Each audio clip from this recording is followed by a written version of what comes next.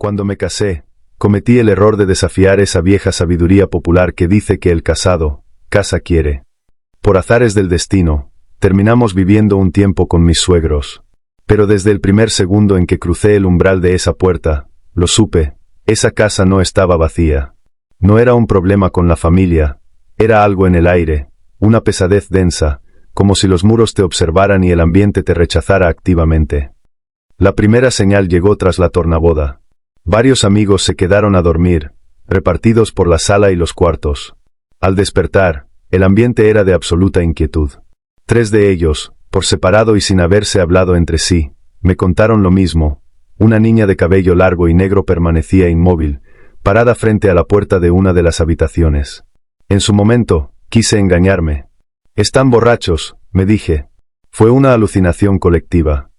Pero el miedo en sus ojos era demasiado real para ser una resaca. Días después, la casa comenzó a manifestarse conmigo a solas. Me tocaba llegar por las tardes, cuando el silencio debería ser absoluto. Una tarde, el crujido de una puerta en la planta alta rompió la calma. Escuché claramente cómo se abría y se cerraba con deliberación. Pensando que alguien de la familia se había adelantado, encendí la televisión para ignorar el nerviosismo. Entonces, mi celular vibró. Era mi esposa, estaba en el supermercado con sus padres. En ese preciso instante, la puerta de arriba volvió a rechinar. Subí las escaleras con el corazón martilleando en el pecho. Al llegar al pasillo, el aire cambió. Era invierno, sí, pero lo que sentí al entrar a ese cuarto no era clima. Era un frío sepulcral, una temperatura antinatural que te calaba hasta los huesos, mucho más gélida que el exterior. No había nadie. Salí de ahí huyendo, prefiriendo el frío de la calle a la presencia que me esperaba arriba.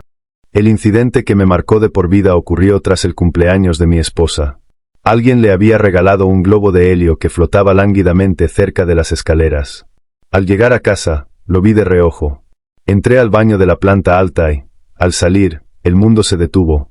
El globo, que antes estaba abajo, me estaba esperando. Flotaba justo frente a mi cara, a centímetros de mis ojos, como si alguien lo estuviera sosteniendo para obligarme a mirarlo. El pánico se apoderó de mí.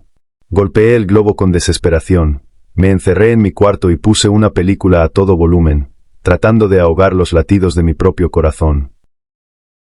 Media hora después, escuché ruidos en la planta baja.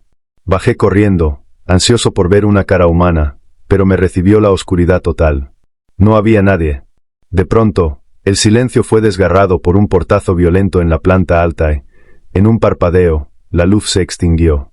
En medio de la penumbra, la puerta de la recámara principal se abrió de par en par y se cerró con una fuerza inhumana. Escapé de la casa sin mirar atrás. Mientras esperaba afuera, bajo la luz mortecina del atardecer, levanté la vista hacia la ventana del cuarto principal. Allí, entre las sombras, vi cómo la cortina se movía lentamente. Alguien, o algo, se había asomado para verme huir, ocultándose rápidamente al sentirse descubierto. Desde esa noche, hice una promesa que nunca rompí. Jamás volvería a poner un pie en esa casa si no había alguien más conmigo para compartir la oscuridad. Como cristiano desde hace 13 años, entiendo que nuestra lucha no es contra carne ni sangre.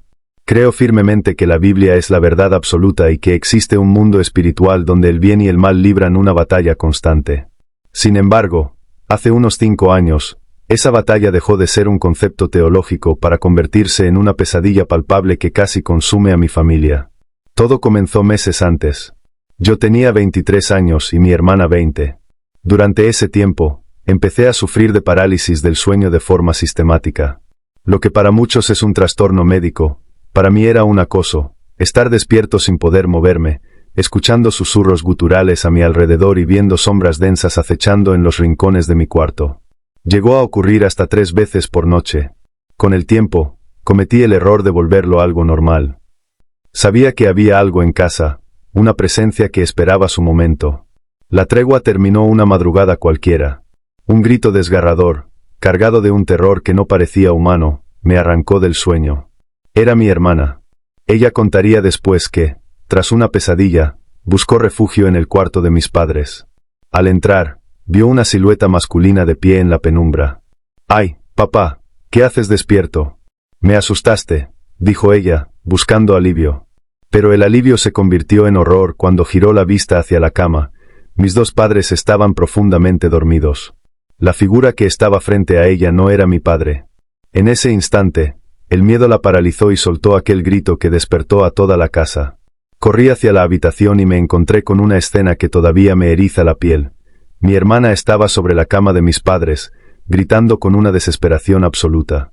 Su mirada estaba perdida, fija en la nada, como si estuviera viendo algo que para nosotros era invisible, pero que para ella era una amenaza mortal. Mis padres intentaban traerla de vuelta, pero su mente estaba atrapada en otro plano de terror.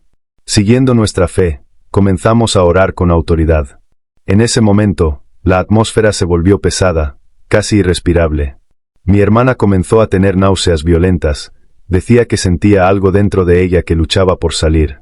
Tuvimos que cargarla casi a rastras hasta el baño porque sus piernas no respondían. Frente a la taza, empezó a vomitar. Lo digo entre comillas porque físicamente no salía nada de su boca, pero ella experimentaba las arcadas y la sensación física de estar expulsando algo denso y maligno de su interior. La batalla se intensificó. Mi hermana empezó a gritarle al vacío, exigiéndole a esa presencia que la dejara en paz. Aunque nosotros no veíamos nada, era evidente que ella estaba en un careo directo con lo invisible. Me acerqué a su oído y comencé a orar por ella con más fuerza, intercediendo por su liberación. Después nos confesaría que, en ese momento exacto, una voz helada le susurró al oído con una orden clara: golpéalo. Golpea a tu hermano ahora. Gracias a Dios, ella resistió ese impulso. Y entonces, tan repentinamente como empezó, el caos cesó. De un segundo a otro, la paz regresó. No fue una disminución paulatina, fue un corte seco. El ambiente se volvió ligero, el miedo desapareció de los ojos de mi hermana y el frío que inundaba la casa se esfumó. Estoy convencido de que aquello no fue un evento aislado, fue un ataque planeado durante meses, utilizando mis parálisis del sueño como una forma de debilitar espiritualmente el hogar antes del asalto final. Desde esa noche, hace 5 años, no he vuelto a tener una sola parálisis del sueño. A veces pensamos que estas cosas solo ocurren en las películas de terror, pero vivirlo en carne propia te cambia la perspectiva. La lucha es real, pero la victoria también lo fue. Siempre me ha fascinado lo paranormal. Me encantaba escuchar relatos sobre la parálisis del sueño y otras manifestaciones. Devoraba esas historias con curiosidad, sin imaginar jamás el horror absoluto que significaría vivirlo en carne propia. Mi primera experiencia ocurrió cuando tenía 12 años.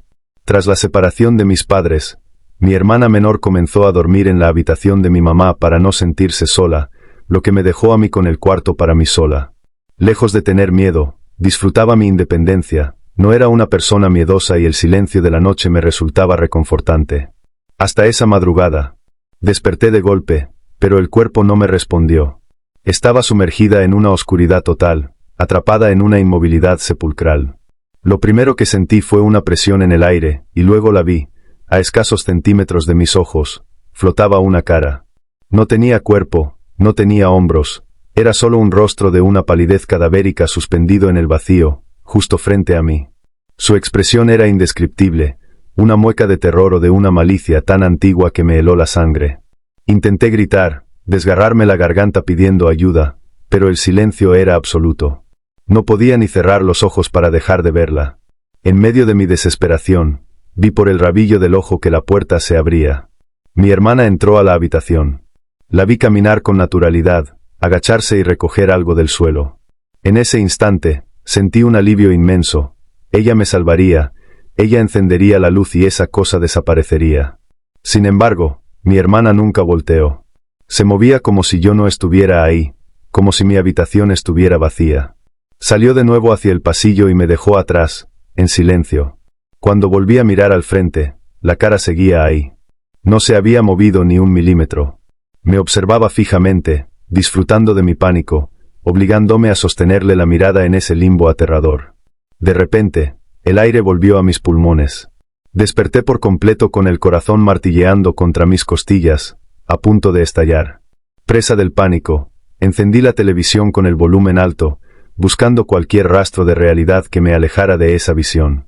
Pasó mucho tiempo antes de que el cansancio venciera al miedo, y aún así, cada vez que cerraba los párpados, esa cara pálida volvía a proyectarse en mi mente. A la mañana siguiente, busqué a mi mamá. Con la voz todavía temblorosa, le pregunté si mi hermana había entrado a mi cuarto por algo durante la madrugada. Mi madre me miró con extrañeza y me dio la respuesta que terminó por desmoronarme. No, hija. Tu hermana no se levantó en toda la noche. Sabes que es demasiado miedosa para caminar sola por la casa a esas horas. En ese momento lo entendí. Lo que entró a mi cuarto esa noche no fue mi hermana, y lo que estaba frente a mi cara, tal vez nunca se fue del todo.